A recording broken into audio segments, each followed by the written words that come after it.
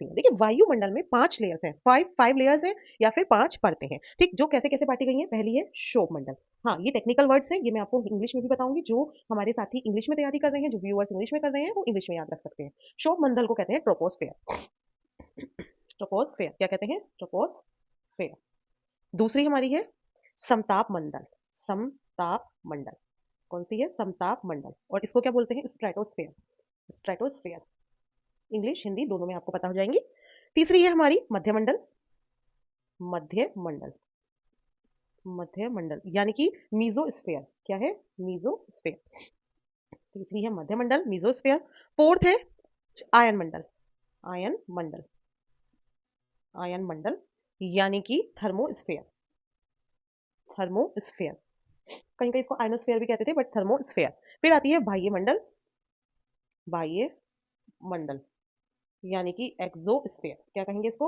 Exosphere. वायुमंडल यानी कि एक्सोस्फेयर। तो 5 कौन सी हैं? क्षोभ मंडल, समताप मंडल, मध्य मंडल, आयन मंडल और बाह्य मंडल। ठीक है, क्षोभ मंडल यानी कि ट्रोपोस्फेयर, समताप मंडल स्ट्रेटोस्फेयर, मध्य मंडल मीजोस्फेयर और आयन मंडल आपकी कौन सी हो गई है? थर्मोस्फेयर और बाह्य मंडल एक्सोस्फेयर। अब ये जो जितनी भी लेयर्स हैं, इसमें कुछ ना कुछ इंपॉर्टेंट है जो हमारे एग्जाम के लिए इंपॉर्टेंट है। अब देखो, ऐसा तो नहीं है कि हमें बहुत डिटेल में पढ़ना है, क्योंकि हमें पीएचडी की तो जरूरत है ही नहीं। तो हम इसको उतना समझेंगे जितना हमारे एग्जाम के लिए इंपॉर्टेंट है, जिसमें से क्वेश्चंस आते हैं, हम सारा वो पार्ट कवर इसका कर लेंगे। तो जैसे कि ये अर्थ है, ये अर्थ है, अर्थ के चारों तरफ एटमॉस्फेयर है। तो इसमें जो सबसे पहली लेयर है, सबसे लोएस्ट लेयर, सबसे निचली परत, वो है हमारी क्षोभ मंडल या फिर ट्रोपोस्फेयर। कौन सी है? क्षोभ मंडल या फिर ट्रोपोस्फेयर। ये हमारी सबसे निचली परत है, फिर और उसके ऊपर है और उसके ऊपर है। तो जो आपकी क्षोभ मंडल है, इसको ये सबसे, मैं यहाँ पे लिख देती हूँ, क्षोभ मंडल, है ना? सबको नाम याद हो गया? ट्रोपोस्फेयर। ट्रोपोस्फेयर, हाँ। तो ये सबसे लोएस्ट है, लोएस्ट लेयर यानी कि सबसे निचली परत। कौन सी परत है? निचली परत है। अगर पूछ लिया जाता है क्वेश्चन, क्यों मैं बार बार इसे रिपीट कर रही हूँ? क्योंकि कई बार ये क्वेश्चन आया है, निम्न में से कौन सी वायुमंडल की सबसे निचली परत है? Which of the following is the lowest layer of atmosphere? Option होंगे उसमें ट्रोपोस्फेयर, स्ट्रेटोस्फेयर, मिजोस्फेयर और थर्मोस्फेयर। तो आपको पता होनी चाहिए कौन सी है? ट्रोपोस्फेयर। ठीक है, तो ये लगभग कितने किलोमीटर तक फैली हुई है? ये लगभग 15 किलोमीटर तक फैली हुई है। ठीक है, और ये इसमें जो है ना, वायुमंडल का सबसे घना भाग है। क्या है? सबसे घना भाग है ये।